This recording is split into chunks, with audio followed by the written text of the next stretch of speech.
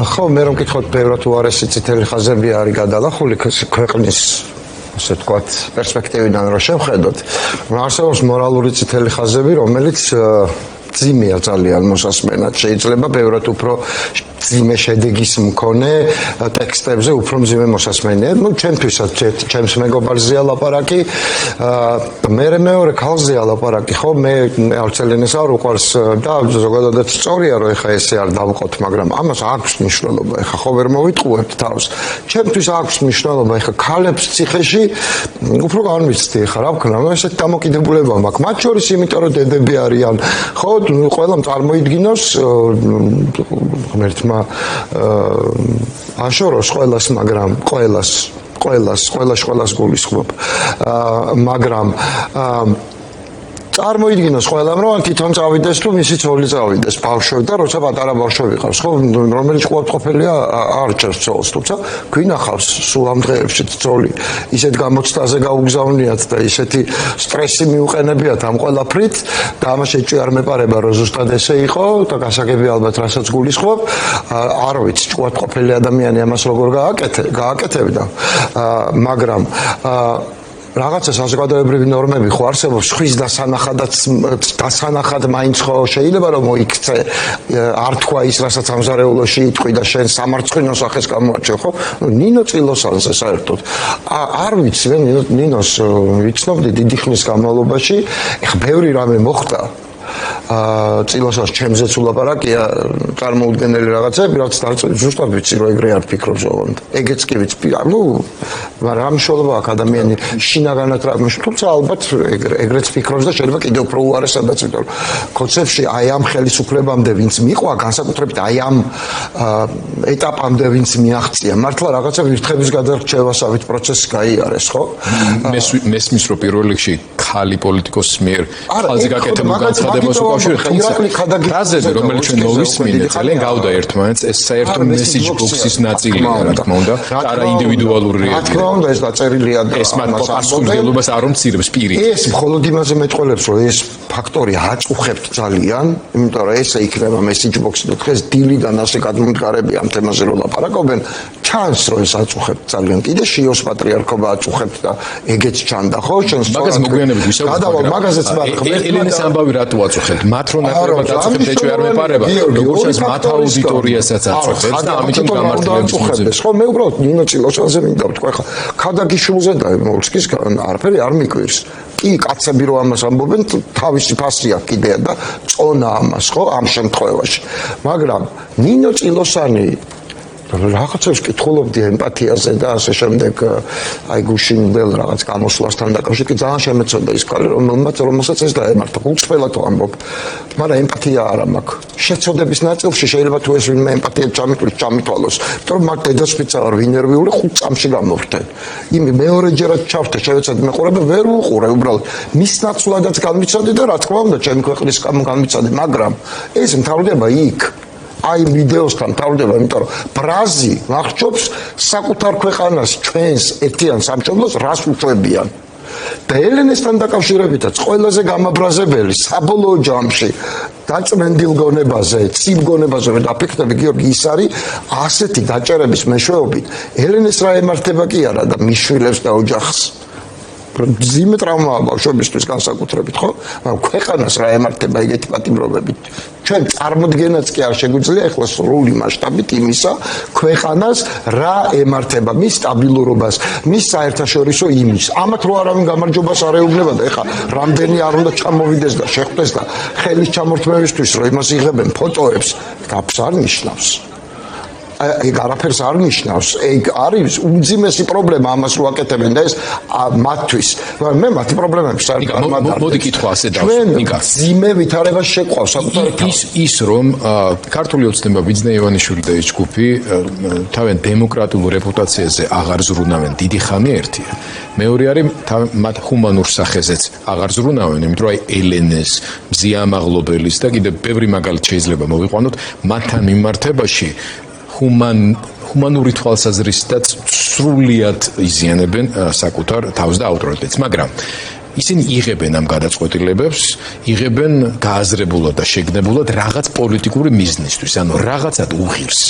რატო იქცევიან ასე? ხშირად ისმის მოსაზრება, რომ ამ ძევლების საყვანით სიტუაციის დამძიმებით ისინი ცდილობენ ერთის მხრივ ადგილზე ლეგიტიმაციის ნაკლებობა ამ ძალისმიერ მეთოდებით დაშინების გამო შიგნით, ასე ვთქვათ, დაახშონ სიტუაცია, იმიტომ რომ მაინც უსხავი ეფექტი აქვს ადგილზე და მეორე რამენერად მიიპყრონ ყურადღება. ნუ ლუკაშენკო ახსენდება ყოველს ამ შემთხვევაში.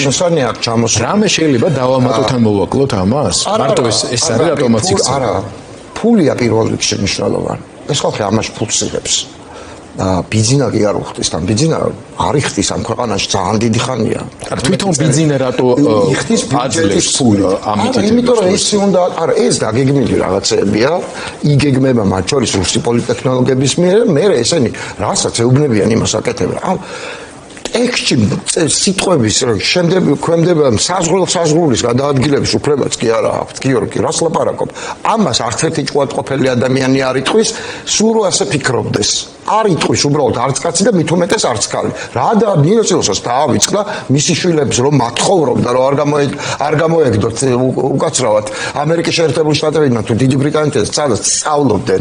საერთოდ არ გამეხარდებოდა, იმიტომ რომ ვიცნობ მის ოჯახს და ამ ყველას დანარჩენსაც. არ გამეხარდება რომ ის ბავშვი ან ნებისმიერი სხვა ბავშვი გამოაგდონ სასწავლებლად. მაგრამ დიდი ბოდიში როცა შენ სხვა ბავშვებს მშობლებს ციხეში ცვალ მოგონილი ბრალი ფლომასტრის გამოყენებისთვის და არა მხოლოდ ყველას ყავს შვილები ვინც იქ ვიჯექით და ვიჯექით ტყუილად და არა მარტო პოლიტიკოსებს ვინც ეხლაზის იმ პოლიტიკოსებსაც და ვინც ეხლაზის ჩვეულებრივ საქართველოს პატრიოტებს რომელსაც ჩვეულებრივში გულისხმობა არა პოლიტიკოსებს ხო თორე ყველა პატრიოტი არაჩვეულებრივია და ყველას თავისი ფუნქცია აქვს ქვეყნისთვის ბრძოლაში ყველას როლი არის უნიკალური ყველას და რაც მეტი უკეთესი მშობლები ისე უყვდებათ ადამიანებს რომ ვერ გადიან და ვერც რა ვიცი რომელიღაცა დღეს იგებენ ამასთან დაკავშირებით და მათ შორის იმიტომ უყვდება ზოგიერთს რომ ვერ გადაიტანა შვილის პატიმრობა შვილებს ვერ ხედავენ რავი ძალიან ბევრი ისეთი რამე ხდება რაც ადამიანური ტრაგედიებია გიორგი და ეს გროვდება და კიდე ერთხელ ვამბობ შეიძლება საკუთარი სახელით ვიღაცას მიუტევო აპატიო და ასე შემდეგ მაგრამ ძალიან რთულია რომ ეს ტრავმები ამოშალო ბავშვების ცოლების რა ვიცი ვიღაცისთვის ქმრების და ასე შემდეგ მეხსიერებიდან ხო ეს ასე მარტივად არ ხდება თან ეს ტრავმები გროვდება შეიძლება ამ წუთში არ გეტყობოდეს მაგრამ მე მეორე გამოსვლის მერე ვატყობ ჩემი ოჯახის წევრებს რომ ეს დაგროვილია უკვე და უკვე იმდენად რუტინული სახე მიიღო, გამოვედი თუ არა, კიდე საქმე დამხვდა. იმდენად ჩვეულებრივი ამბავი მიიღო, რომ უკვე ჩვენ თავზე რო ვფიქრობ, რომ აი რაღაცა ჩვეულებრივად სიგარეტს რო იყიდი, ახლობით ეგრე დავდივარ სასამართლოში და ისეთივე მოლოდინი მაქვს, რა ვიცი, ახალი პატიმრობის როგორც მარტში წვიმის მოლოდინი შეიძლება გქონდეს, ხო? მაღალი ალბათობით, ანუ. და იმდენად ჩვეულებრივად აღვქვა, ამას ეს ნორმალური აღარ მგონია. მართლა აღარ მგონია, იმიტომ რომ ეს არ არის ნორმალური რეაქცია ჯანსაღი ადამიანის უყალონო პატიმრობასთან დაკავშირებით. მაგრამ სხვა რა გზაა უბრალოდ არ ვიცი. აი ნიგა საკვანძო შერყევას გზა აზრი არ აქვს. ნერვიულობას აზრი არ აქვს. საკვანძო სიტყვა თქვი, ახლა შენ არანორმალურობა. აი ამ არანორმალურობა გიორგი მაინც ის არის, რასაც ვისმენდი. მესმის, მაგრამ არანორმალურობა წაშლა ჯანსაღი სოციუმიდან საკუთარი თავის ამოშლა. იმიტომ ესეთი რაღაცეების პატიება არის შეუძლებელი. სხვის შვილებზე და სხვა დედებზე ამის ლაპარაკი, ამის პატიება ყველაზე უფრო მძიმე ამბავია. ყველაზე უფრო მძიმე ამბავია, რა ვითარებაც არ უნდა იყოს. ხო შეიძლება რაღაც მდინარეში არასდროს არ შეხვიდე, როგორც არ უნდა გძულდეს ადამიანი. და არის ხალხი, ვინც მემძულს. მაგრამ მათ შვილებზე არ ვილაპარაკებ არასდროს. არანაირ ტონალობაში არ გამოვიყენებ. თუმცა მოდი ვთქვათ ასე, ამ არანორმალურობის განცდა აქვთ იმ ადამიანებსაც, რომლებიც იღებენ ასეთ გადაწყვეტილებებს და შემდეგ მის აღსრულებაში მონაწილეობენ. წილოსანი დაწყებული დანარჩენების გვარებში ჩამოხდეს არ აქვს აზრი, ხო? ნუ ლეგიონია მართლაც მათი რაოდენობა. ისინი ხვდებიან, რომ შეუძლებელია ეს თავის კვალს არ ტოვებდეს, არ გროვდებოდეს, რბილად რო ვთქვათ, უკმაყოფილება და არ იზრდებოდეს რისკები, ზოგადად საზოგადოებისთვის და მათ შორის მათთვისაც. ამ სპირალმა შეიძლება სიტუაცია მართლაც შეიყვანოს თუ უკვე შესული არ არის, შესული არის, ხო. აი ეს მათ უბიძგებს კიდევ უფრო მეტად მოუჭირონ, ასე ვთქვათ, უხეშად რო ვთქვათ, ჭანჭიკებს თავისუფლების კიდევ უფრო მეტად შეზღუდონ ადამიანების შეუქმნან პრობლემები, ან ქვეყნიდან გაწნეხონ, ან ციხეში შეწნეხონ. ხო, ცხადია, დღესაც ეს იქნება მისი, ხო, აი რაღაცა გარკვეული მოლოდინები, მათ შორის მისი უწმინდესობის გარდაცვალების დღეების ფონზე, რომ აი იქნებ რაღაც გარღვევა მოხდეს, გარდატეხა და ასე შემდეგ, ეს ნუ კეთილი ადამიანების სურვილების გამოხატულება იყო, ნორმალურია ეს ხო? არავის არ გვეწყინებოდა პირიქით, ძალიან გაგვიხარდებოდა, მაგრამ მოლოდინი ამის არცე ჩვენგანს პირველივე დღიდან გამოჩნდა პროტოკოლურ კომპონენტებში, ან იმაში, როგორ იყენებდა მისი უწმინდესობის გარდაცვალებას პროპაგანდა, ეს როგორ განვითარდებოდა და ხედავთ ახლა. ამიტომ გადმოვინაცვლო, ანუ აქეთ ყველა ილუზიები დავმარხეთ და მოლოდინები. გადმოვინაცვლოთ ახლა, ასე ვთქვათ, ნორმალური საზოგადოების მხარეს, რომელსაც ამ სიგიჟის არც ყურება, არც მონაწილეობა არ უნდა. ხო. ვისაუბროთ იმაზე, როგორც საგარეო, ასევე საშინაო ფაქტორები, როგორ შეიძლება მომწიფდეს ან განვითარდეს, ან რა არის ის ფაქტორები, რომელსაც ჩვენ ვერ ვამწიფებთ, მაგრამ ან უნდა დაველოდოთ, რომ არ გაუსწროთ, როგორც ხშირად მოგვსვლია, და აი ამ დიდ სურათში ყველამ როგორ დაინახოს თავისი ადგილი და როლი. კი ბატონო. ჯერ ერთი პირველ რიგში მინდა ვთქვა, რომ ის რაც დღეს მოხდა, დღეს იყო ხო დაპატიმრებები ტროტუარზე დგომის. სამს მიუსაჯეს კიდევ. ხო, ლაშას მიუსაჯეს ტროტუარზე დგომის. აქციას, ნიკას ძმას და ქალბატონ მარინასაც გავამხნევ აქედან და ნიკასაც და ლაშას რა თქმა უნდა, თუ ხედავს, ზესტაფონში წაიყვანეს და ალბათ ჯერ არ იქნება იქამ ჩასული. მე არ ვიცნობ ამირანს ურუშაძეს. მასაც მიუსაჯეს, მხოლოდ კარგი მსვენია მასზე და მიუსაჯეს გოგონას კიდე, ხო? ბუთხუზია გვარი თუ არ ვწდები სახელმწიფო არ მახსოვს სესილი მახსოვს სახელი და სესილი. ხო, იმიტომ რომ სესილის მიუსაჯეს რომ მითხრეს ვიფიქრეთ ჩვენიც ყოველდღე იქ არის და ამიტომ მაგიტომაც ვიფიქრე და მე დავადგინებ რომ პრინციპში უკვე მნიშვნელობა და კარგა ყველა ერთნი ვართ უკვე რაღაცა გეგონება რომ სხეულის რომელიღაცა აი რაღაცა შენი ერთიანი დიდი პატრიოტული სხეულის რაღაცა ნაწილებად ასე ხან ციხეშია ხან სადღაც არის მაგრამ მაგას მნიშვნელობა არ აქვს და ეს მნიშვნელობა რო არ აქვს კიდე ცალკე ტრაგედია ამაზე ვლაპარაკობდი ზუსტად მაგრამ ეს ჩვენი ძალაც არის რომ ეს როგორც ხშირად ვამბობ ხოლმე ამ საკითხთან დაკავშირებით გატრუხებული იარაღია და გატრუხებული იარაღი არ მუშავს ნუ გატრუხებული ვიცით რა შეშნავს და ძალა დაკარგული რა სტრენგზე კარგად ჭერს და იმიტომ ვიყენებ ამ სიტყვას ხო ეს ჩვენი ძალაც არის მაგრამ რეჟიმი ხო ხედავთ რომ ამას უბრუნდება როცა უნდა ამას ყოველთვის დაუბრუნდება ყოველთვის ეს არ არის დამოკიდებული არაფერზე. ან შეწყალებაზე რო ვალაპარაკი, ან მაგიდასთან დავსხდეთ და პატიმრები მაინც გაუშვან. მეგობრებო, რამდენჯერ უნდა დაიჭირონ ეს პატიმრები და გაუშვან. სხვა თუ არაფერი, აი ძალიან მორალს თუ თავს დავანებებთ, რაღაცა პასუხისმგებლობებს თუ თავს დავანებებთ, საზოგადოებას თუ მოვატყუებთ, ამ შემდეგ, აი, თქვათ ესე იყოს, სუფთა ლოგიკის და საღიაზრის თვალსაზრისით.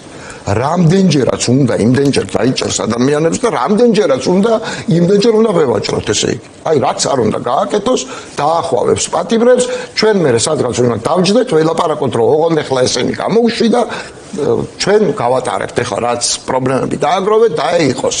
და მე ველოდოთ შემდეგ არჩევნებს რომ ყველაფერი მაინც მოვახერხებთ. არ არის მეგობრებო, მაინც მოვახერხებთ. არ ხდება ეგრე.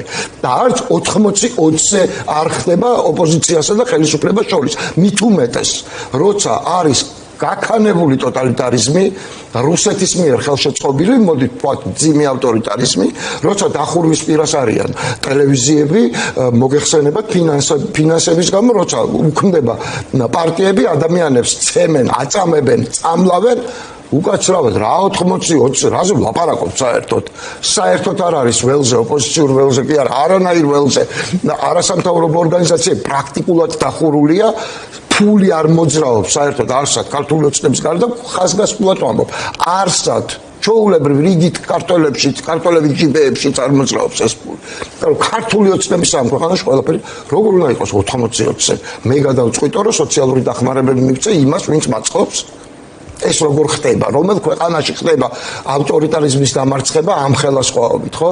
ამიტომ პასუხისმგებლობა უნდა ავიღოთ ყველაფერზე, რასაც ვამბობთ. და თუ სხვას ვკიდებთ პასუხისმგებლობას, კი ბატონო, ჩავორეცხოთ ეს სხვა, მაგრამ გავაკეთოთ თვითონ მაშინ. თვითონ გავაკეთოთ, აი ექსპერტები გადაკვალიფიცირდნენ იმაში, რა ქვია, პოლიტიკოსებში, მით უმეტეს რომ ექსპერტი ძალიან საეჭვო ექსპერტული დონეა და რასაც ამბობენ ის პოლიტიკა უფროა. ცუდი, სწორი, არასწორი თუ როგორი ამას გარჩევას არ დავიწყებ, მაგრამ ექსპერტიზა ეგ ნაღდათ არ არის.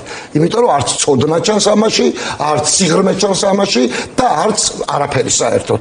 მიმდინარე ამბების წოდნაც კი არ ჩანს საერთაშორისო პოლიტიკის. ხო, აი ეს რაღაცა მოთხრობასავით, ცუდი მოთხრობასავით ვიღაცები რაღაცებს ხვდებიან. მათ შორის ოპოზიციური ტელევიზიების ეთერებში, ხო? ამიტომ ყველას მოუწოდეთ, ან გადაკვალიფიცირდით, მეგობრებო, პოლიტიკოსებად და ჩარეცხეთ მოქმედი პოლიტიკური სპექტრი, როგორც საქმე თქვენ გააკეთეთ და ჩვენ ამომრჩევლებად გადაგვაკეთეთ და კი ბატონო მოგწევთ ხმას, მაგრამ ბიჭო, ან პარტია შექმენით, ან მით უმეტეს როცა პოლიტიკოსები ხართ, რაღაცა გააკეთეთ, ამის დედავატირე, ლაპარაკის გარდა და სხვების გარჩევის და გინების გარდა, ვის აინტერესებს? ვის აინტერესებს, ვინ არის ცუდი? ყველას აინტერესებს, ვის შეუძლია წინ წაიყვანოს ვითარება. არა ერთს და არა 11-ს, არამედ ბევრს. კი, ჭირდება გიორგი ჩვენ დიდი რაოდენობა. მარტო იმიტომ არა რომ კოცები თავებს ითვლიან, ვაღიაროთ რომ ჩვენც ვითვლით თავებს, ერთმანეთის თავებს და დავითვალოთ ეს თუ ეს ჭირდება, მაშინ ეს უნდა გავაკეთოთ. ეხლა სხვანაირად არ არის, ხო? უნდა ვიცოდეთ ჩვენ საზოგადოება რა სიტყავს. ერთი კაცის პროტესტია კი ნორმალურ ქვეყნებში.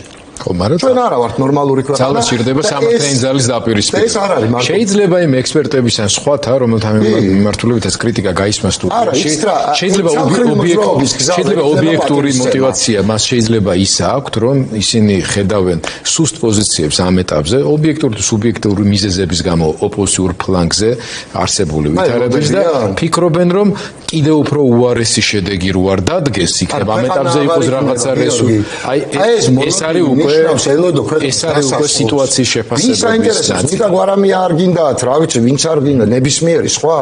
ჯვაწიეთ გვერდზე. თუ გამოდით წინ, ჩარეცხეთ. რა უნდა მაგის გაკეთებას? მარტივია. პრინციპში ვინც გამოსვლელი იყო, გამოსულია უკვე და მოედანზე. შეიძლება არსებობდა გარკვეული მოლოდინები, განსაკუთრებით ლიდერების დიდი ნაწილი ციხეებში ყოფნის დროს, ქუჩის აქტივიზმიდან წამოვიდო და რაღაც ახალი ტიპის ძლიერი პოლიტიკური ძალები, მაგრამ ყოველთვის ან ქუჩის აქტივიზმი ეს არის ის რა მოცემულობას ახლა ან აკადემიიდან მოდიან, ან არასამთავრობო სექტორიდან მოდიან. ჩვენთან სხვა ვითარება კი არა. ცირთად ეს ხალხი ლაპარაკობს. ოღონდ თუ ჩვენ ხედავთ მათში მოკავშირეებს, ისინიც უნდა ხედავდნენ ხო ჩვენში მოკავშირე, ყველას არ გულისხმობს, ხედავ ვითარებას ვამბობ. ჩვენ ერთმანეთს ვითარება რატომ უნდა შევასუსტოთ? ხო თუ სალაპარაკო ხო ვინმე მარჩა თვალოს რომ ვინმეზე ლაპარაკი არ შეუძლებელია, რამე ვინმეს თვალიდან ეპარება. ეგრე არ არის, მაგრამ მეგობრებო, ყველა შეუძლია ერთი აგური მაინც დადოს. შეცდომით, არა შეცდომით, ქმედება და გვანახეთ რა. გიორგისთან ჩვენ კი ნუ გვაგვარჩევთ ან ნებისმიერ სხვასთან. ზოგადად გაარჩიეთ ქვეყანას შექმნილი ვითარება საქმით. თვინიერ საქმეთა სიტყვა არ არის. არავის არ აინტერესებს ვინ არის ცუდი. კიდე ერთხელ ყველამ ძალიან კარგად ვიცით ვინც არის ცუდი. ერთი ტარგეტია ბიძინა ივანიშვილია. შეგიძლიათ 1 მილიმეტრით მაინც უკან დახიოთ, ვინც არ უნდა იყოთ. გამოდით. ჩვენ თუ არ გჭირდებით ნიკა, ჩვენ დაგეხმარებთ, მაგრამ მოდი ვისაუბროთ იმაზე, რომლებიც ხართ უკვე მოედანზე პასუხისმგებლობა. ერთ-ერთი შენ ბოლო ეთერის გამოხმაურება ძალიან აქტიური, რაც აშკარად მომხვდა თვალში, იყო განაცხადი, რომ აი ამ ტიპის კოალიციური ურთიერთობა წარმოადგენს მომავალი მთავრობის გარკვეულ მოდელს და რომ ჩვენ ვართ მომავალი მთავრობა. აი მაგალითად ხელისუფლებამ და რეჟიმმა ჩათვალა, რომ ეს იყო მათთვის საინტერესო პროპაგანდისტული ფრაზა, რომელსაც დაადრიალებდა. აი ხო, მაგრამ ისინი რასაკეთებენ ერთია, მე მათ დღის წესრიგზე გადართვას ახლა არ გთავაზობთ, უბრალოდ გეკითხებით რა უნდა იყოს ახალი ფაქტორები, რომელსაც ამ ერთიანობი და სხვა ნაბიჯებით შემოიტანს იმ ხალხის მოსაბილიზებლად, ანუ შესაკრებად, რომლებიც აშკარად უმრავლესობაში არიან და უნდა ცვლილებები. აღარ უნდათ ეს რაც. აბსოლუტურად გეთანხმებით. სწორია ეს. ესე დანახვა ამ ყველაფრის სწორია. მოდი ასე ვთქვათ, რეცეპტი მიზნის მიღწევის ესეთ ვითარებებში არ არსებობს. იმიტომ რომ იქით არის მოძრავი, ასე ვთქვათ, სიტუაცია, ხო? ის ხო არ არის გაყინული, სტატიკური ხო არ არის ავტორიტარიზმი. მით უმეტეს თანამედროვე ავტორიტარიზმები ძალიან მოქნილია. ეს არ არის ჩავკეტე რაღაცა ვესროლე, ყველა ციხეში, ხო? რამ ვიღაცები ციხეში არიან, ვიღაცებს სხვანაირად ელაპარაკება. მე ერთმანეთში სულიან ავტორიტარული რეჟიმები გამოცდილებებს ხედავენ ისედაც ერთმანეთს ეხმარებიან, ფული აქვს ბევრი. ესე არ არის, რომ ჩვენ ახლა ვთქვით და სწორხაზოვნად არის რაღაცა დისტანცია ადამ ფელწერტილამდე და იქ მივალთ. ეს ესე არ ხდება, იმიტომ რომ იმ ადამ ბეწერტილამდე მსვლელობას ისიც ხედავს. აი რო ხედავს ამ მსვლელობას, იმიტომ დაიწყო ახლა რუსთაველის გამზირზე რეაბილიტაცია. თორემ გასაგებია რასაც ვაპირებთ, გასაგებია და უახლოეს დღეებში ამას ყველა ნახავს, მაგრამ არ უშველის ამ ამბავს არანაირი რეაბილიტაცია. დიდი აქციები გჭირდება, მეგობრებო, ვაღიაროთ და ეს დიდი აქციები უნდა გავაკეთოთ. ოღონდ ვერავინ ვერასდროს ჩვენი მხრიდან ამ შემთხვევაში კოალიციასაც გულისხმობს ცხადია და ალიანსსაც და ძალიან კარგად მე ყოველ შემთხვევაში ძალიან კმაყოფილი ვარ და მომწონს როგორც ალიანსი მუშაობს და არ არის ეს კიდევ ერთხელ ვიტყვი გიორგი მარტივი და არც მქონდა ილუზია რომ მარტივი იქნებოდა და არც მიყვარს დიდად მარტივი ამოცანების ამოხსნა რთულია მაგრამ საინტერესოა და კი ჩემი აზრით ამ ალიანს და კიდევ ბევრ სხვა ადამიანს, მაგრამ ამ წუთში ეს არის, რაც არის, აქვს პოტენციალი, რომ იყოს ალტერნატივა. კი, სანქცია, აქცია, ალტერნატივა. ეს არის ის სამი მთავარი ქვაკუთხედი, რომელიც ჩვენი მოქმედების, ასე ვთქვათ, გზას, სტილს, მოდუს, რაც კიდაც ის დაარქვით, განსაზღვრავს. კი, ვიმუშავებთ აქციებზე, ვიმუშავებთ ხვალაც და ვიმუშავებთ ერთი თვის მერეც და როცა სადამდე საჭირო იქნება მოკლედ და მე ვერ მივდივარ ზურა ვერ მიდის წავა სხვა ლევანი წავა რა ვიცი გიგა წავა და სხვა წავა არ აქვს მნიშვნელობა იმიტომ გჭირდება მრავალფეროვნება და მრავალ წევრიანი ასე ვთქვათ განტოლება მოდი ასე ვთქვათ რომ ერთი თუ გამოაკლდება მეორე იქნება და ეს არის რეალობა რომ ერთი შეიძლება გამოაკლდეს და სხვა უნდა ჩაანაცვლოს ხო ეხლა ნიკა და ზურა ნიკა და ელენე იქ არიან სააკაშვილი იქ არის უკვე რავი 6 წელია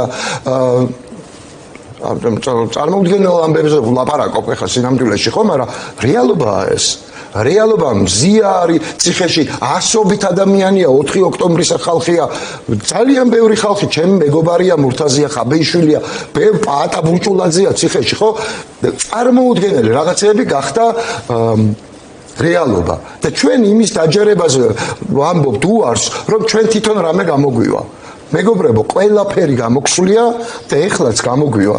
ჩვენ თუ ვინმე ფიქრობს, რომ ამ 15 წლის განმავლობაში ეს წინააღმდეგობა შედეგით არ დასრულდა, ძალიან ცდებით.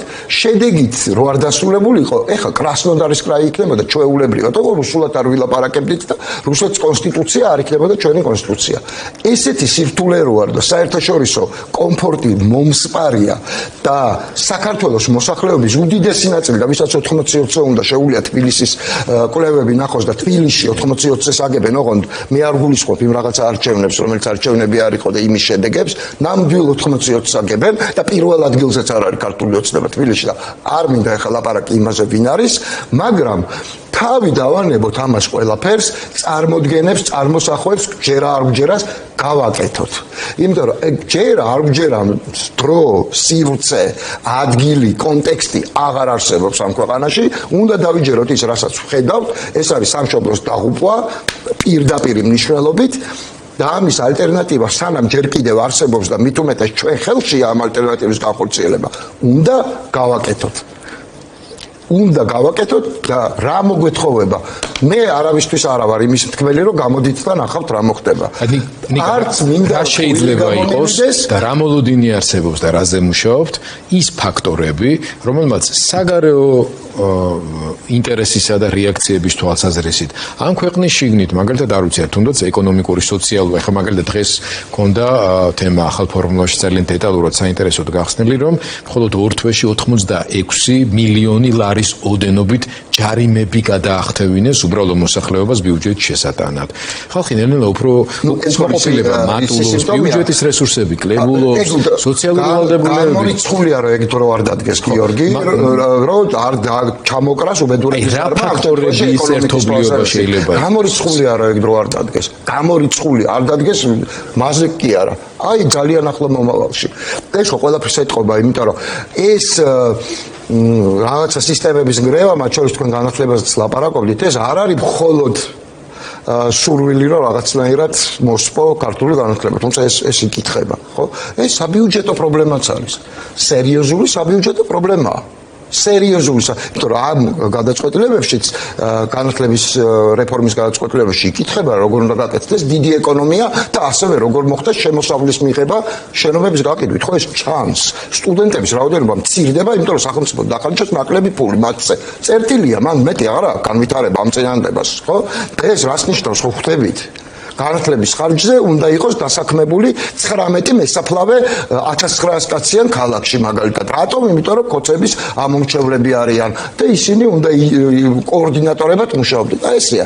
ეს 19 მოსაფლავე ერთის ნაცვლად იძლევა 3 გაუქმებელ სტუდენტურ ან 4 გაუქმებელ სტუდენტურ ადგილს. ან მე-10 პირობითად. ან მე-12 გაუქმებულ კლასს. მე-12 გაუქმებულ კლასს მოხსნილ მასწავლებლებს მე-11 კლასის გაუქმების გამო ბავშვები რომელსაც მშობლები ღარიბები ყავს ან დიდრები არ ყავს როგორც მინიმუმ ვერ წავლენ საზღვარგარეთ სასწავლებლად. რატომ? აქამდე მიდიოდნენ და ისმება კითხვა ღარიბების. კი ბატონო, მიდიოდნენ, იმიტომ რომ ევროკავშირი აფინანსებდა. ამერიკის შეერთებულ შტატებში უფრო რთულია ამ დაფინანსების მოპოვება, მაგრამ ევროკავშირი აფინანსებდა. ეხლა რა მივიღეთ? ევროკავშირმა ისე იქცევა საქართველოს ხელისუფლება, რომ პროგრამებიც კი გააუქმა, მაგრამ პროგრამების გაუქმების მიღმა, ანუ სისტემური ფორმის გარდა ამ ბავშვების გადაყვანისა და სწავლის შესაძლებლობის მიცემისა ერთეული ფორმების გამოყენებაც, ანუ თვითონ რო შეუულია ბავშვი მიმართოს და იქ ერთეულმა უნივერსიტეტმა მიიღოს გადაწყვეტილება და არაზე ზოგადი გადაწყვეტილება მთელ საქართველოში, ხო? ანუ მაგალითად ერაზმუსის გაუქმება, იქ იყო რომ საქართველო აღარ არის ამ ქსელში და ზოგადი გადაწყვეტილება ქართულ სტუდენტებზე და არა მხოლოდ სწორედ მეცნიერებზეც აღარ იარსებებს, ვერ წავლენ გაცვლაზე, აი ესე სისტემურად საქართველო მობილობის ხარისხი და მობილობა არ იქნება. არა, პრაქტიკულად არ იქნება და ახლა ამას ემატება ინდივიდუალური მობილობაც, ანუ ის ბავშვი თეორიულად ვერ წავა იქ უკვე. თეორიულად ქართველი ბავშვი არის, მისი განათლება არის კოჭლი. მისი დიპლომი არის ნახევარ დიპლომა. რატომ? იმიტომ რომ მე-12 კლასის გარეშე შენ ხარ ევროპული საგანათლებლო სივრცის მიღმა. მანდაც წერტილია და არა განვითარება ამ წინანდებას იმის იქით. ხო, ეს ხო რატო ხდება? ეს მარტო იმიტომ არ ხდება, რომ ესეთი პრობლემები იყოს. მათ შორის ბიუჯეტის გამო. და მე ხშირად უსმენ ხოლმე სხვა შორის ბატონ რომანს ის კარგად ყვება ადამიანებისთვის გასაგებ ენაზე ყვება და ზოგადად არ მიყვარს და პატივს, მაგრამ მოსასმენადაც საინტერესოა და ბევრ რაღაცებს ვიგებ მეც ხო არ არის მარტივი მანევრირება ეკონომიკური ასე ვთქვათ ტერმინებით და რაღაცნაირად ნავიგაცია აქვს, ხო, მაგრამ ყველას ხო კარგად ხდება ბოთლების ამბავი, იქ რაღაცა მანქანების შემოყვანის ამბავი, ნუ სიგიჟე რო ხდება ხო ხედავთ, მაგრამ ეს არ არის მთავარი სიგიჟე. მთელი უბედურებაც იმაშია, რომ მთავარი სიგიჟე ეს არ არის. მთავარი სიგიჟე არის ბევრად უფრო მაღალ დონეზე, სახელმწიფოს ეგზისტენციალური საკითხების დონეზე, ხო? და სიმართლე გითხრათ, მე როცა ესეთი საკითხი დგას, აღარც მგონია, რომ იმის დრო გვაქვს ჩვენ ახლა, რომ განათლებაზე ვილაპარაკოთ, ბოთლებზე ვილაპარაკოთ, ცალკე იმაზე. არა, ან ყველაფერი ერთად უნდა გადარჩეს, ან ვერ გადარჩება, მეგობრებო, ვერაფერი. და ვერაფრის გადარჩენაა დღეს. ეს არ არის რაღაცა მურვანყრუს დროინდელი საქართველო, რომ აოხრდა მოსახლეობა, ცოტა დარჩა და მერე ნახევარი საუკუნის მერე აღდგა ქვეყანა. კი, მაშინ ეს შესაძლებელი იყო. დღეს ეს შეუძლებელია. ნახევარი საუკუნის მერე ამ ქვეყანაზე იცხოვრებს, ამ მიწაზე იცხოვრობს ყველა ქართველების გარდა. ანუ საქართველოს ფარგლებში ჩვენ პატრიოტულ, ასე ვთქვათ, სამოქალაქო გაგებით ქართველებს გულისხმობ ამ შემთხვევაში ეთნიკურს არა, თუმცა ეთნიკურად ქართველების გარდა ყველა იცხოვრებს. აქ თუ ჩვენ ენას დავკარგავთ, სახელმწიფოებრიობის ძირითადი ბოზები გამოგვეცლება, ხო არ იცით მე 10-20 წელიწადში აქ რა იქნება? რა იქნება? უკვე ვხედავთ რაც იქნება. და მომავალში მით უმეტეს რა იქნება, ხო? ამიტომ აქ არავის არ აქვს უფლება, არც 4 შვილის დედას, არც რა ვიცი მოხუცი მშობლების შვილს, არავის საერთოდ ერთადერთ მომვლელს ოჯახის არავის არ აქვს უფლება, არ აქვს კი არა, არც აძლევს უფლებას, რომ დაიწუწუნოს, რამე ითხოვოს, წყალობა გაიღო მასზე, ესეთი ტიპის არავის არ აქვს ეს უფლება, ყველა ხვდებით. იმიტომ რომ ჩვენ ვისაც ეს ქვეყანა გვიყვარს და ბევრი ვართ ასეთები, დარწმუნებული ვარ, მაგრამ მე არ მგონია, რომ ის ვისაც ქართული ოცნება ეხა მოწონთ, იმათ შეიძლება სერიოზულად აღვიქვამდეთ, როგორც ამ ხალხის, ამ ქვეყნის პატრიოტებს. ნუ აღარ მგონია ეგრე. მე მგონი ძალიან ცხადია ყველაფერი და ვისაც ეს ქვეყანა გვიყვარს, მივდივართ ნებისმიერი კანონიერი გზით იქითკენ, რომ ეს ხელისუფლება შეიცვალოს. ეხლა ძალიან კარგად იკვეთება, რომ მჭირდება ამას ბევრი ხალხი. ამაზე ჩვენ ვიმუშავებთ, იმედი მაქვს, რომ არა მხოლოდ ჩვენ ალიანსი, არამედ ბევრი ადამიანი იმუშავებს ამაზე, სამუშაო ჯგუფებს გულისხმობ, მაგრამ თავარი არის, რომ ადამიანები მოვიდნენ.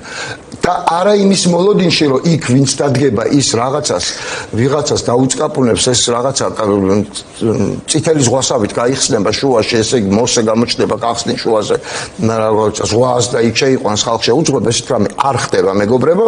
ჩვენ უნდა შევთანხმდეთ ერთ რამეზე, რომ პოლიტიკოსები იმაზე აღარ ვლაპარაკობ გვინდა არ გვინდაზე, ეს არჩევანი გაკეთებულია და კარგია, რომ ეს არჩევანი გაკეთებულია, რომ პოლიტიკოსები საჭირო არიან და პროცესების კოორდინაცია მაინც მათი საქმეა, თუ გაძღოლა არა, მაგრამ თუ ამაზე ვთანხმდებით, მაშინ იმაზეც უნდა შევთანხმდეთ, რომ პოლიტიკოსების დაძახილზე ადამიანებმა უნდა აღიქვანეს სერიოზულად და პოლიტიკოსების გამო კი არ გამოვიდნენ, საკუთარი თავის გამო გამოვიდნენ. ყველა ერთად ყველაფერს არსად არ წყვეტს, რა კიღა ეს რაღაცა თვალსაჩინო. მოდი ასე ვთქვა, ხო ლეგიტიმაცია ყველაფერს სჭირდება. ისე ჩვენ ხელისუფლებას ლეგიტიმაცია არ აქვს, საბედნიეროდ ოპოზიციაზე არ ვრცელდება. ოპოზიციის ამ ქვეყანაში რასაც არ უნდა ლაპარაკობდნენ პროპაგანდისტები და სამწუხაროდ არა მხოლოდ პროპაგანდისტები, ოპოზიციის ამ ქვეყანაში ჯერათ. ეხლა კიდევ უფრო მეტად ჯერათ, ვიდრე მანამდე. ეს აღელვებს სწორედ პროპაგანდას და თუ ბოდიშ მესამე ფაქტორთან დაკავშირებით სულ ერთი წინადადებით. აქციებზე და სანქციებზე როგორც გითხარით, ჩვენ აუცილებლად ვიმუშავებთ და გვინდა დიდი, ძალიან დიდი აქციები, როგორც რამდენიმე როგორც აპრილშივე დაანონსდება. და ეს უნდა დაბრუნდეს და ეს ჩვენ ერთმანეთი ისე უნდა დავინახოთ, მაგრამ არა მხოლოდ ამ მიზნისთვის გვჭირდება აქციები, მაგრამ მნიშვნელოვანია ასევე ალტერნატივა. აქამდე იყო ეს, რომ თუთის წავიდა, მაშინ ვინ? ჩვენ, არა მხოლოდ კოალიცია, არა მხოლოდ ალიანსი, არამედ სხვა ბევრი ადამიანი, ოღონდ ამ ბევრმა ადამიანმა თუ ორგანიზაციამ თუ ასე შემდეგ რაღაცა გამსხვილებისკენ, პასუხისმგებლობის ხელში აღებისკენ, საკუთარი პროფესიონალიზმის არა მხოლოდ ერთმანეთისთვის, არამედ საზოგადოების ჩვენებისკენ გეზი უნდა აიღოს. თუ ალტერნატივა უნდა ვანახოთ, ვინ ვართ. მარტო მინდა არ არის საკმარისი. არ არის საკმარისი. მე ძალიან კარგად მესმის გიორგი, რომ შეიძლება ეხლა მე ტარიფებზე რომ ვილაპარაკო, ამ წუთში არავის არ აინტერესებდეს. სამაგიეროდ აინტერესებდეს, შემიძლია თუ არა ამაზე ლაპარაკი ზოგადად და შენაფასოს. შემიძლია თუ არა. მე კიდევ ერთხელ ვამბობ, რომ ჩვენ ვართ ალტერნატივა, ეს სულაც არ გულისხმობს, რომ მე ვარ ეხლა რაღაცა სკამზე განვიხილავ ჩემთვის. ამას არ ვამბობ, პოლიტიკურ ძალას ვამბობ, პოლიტიკური ძალების ერთერი ამაში გაუგებარი და მოულოდნელი არ არის სპორტული პროცესი პოლიტიკურ და ალტერნატივა ჭირდება, რომ დაინახოს. ამას უნდა შეძლებს იმ პასუხისმგებლობის საკუთარ მაინც იმას გააკეთებს უკვე პროპაგანდა, ხო ხედავთ? მაგას აზრი არა. გინდა არ თქვა მაინც ერთ და იგივეს აკეთებს, ხო? ნიკა, მადლობა. ბოდიში თქვენთან არ მოსულა ეს სიტყვები, ვიცი, მაგრამ უნდა დავიკიდოთ რაღაცეები. მოვიდა ისეთი დრო, როცა რაღაცეები უნდა დავიკიდოთ, იმიტომ რომ ჩვენ ვართ მართლები, პროპაგანდა არის დასუსტებული, ქართული ოცნება არის დასუსტებული და გვაქვს ახლა ის ფუფუნება, რომ უფრო ასე ვთქვათ, ნაკლები სიფრთხილით პირდაპირ ამას ხაზგასმულად, შედარებით ნაკლების სიფრთხილით და მომატებული სიხისტით ვებრძოლოთ რეჟიმს. ეხლა ეს გვაქვს. ჩემთვის ყველაფერი გიორგი არის კონტექსტი. მე როგორ ემოციურადაც არ უნდა გამოვიყურებოდე ვაფასებ ყოველთვის თითქმის მათემატიკურად, ჩემთვის მათემატიკური სიზუსტით, მე მაქვს ამაზე პრეტენზია, როდის რისი დროა და რისი გაკეთება შეიძლება და საითკენ წასვლა და ეს არ არის ჩემი ორმაგი რაღაცა დუალური დამოკიდებულება თუ ჩამოყალიბდი ბოლოს სიფრთხილე თუ სიხისტე თუ აშენ. არა, როცა საჭიროა სიფრთხილე, როცა საჭიროა სიხისტე, რა თქმა უნდა. არ არის გაყინული ვითარება, მით უმეტეს ავტორიტარულ ქვეყნებში. მადლობა.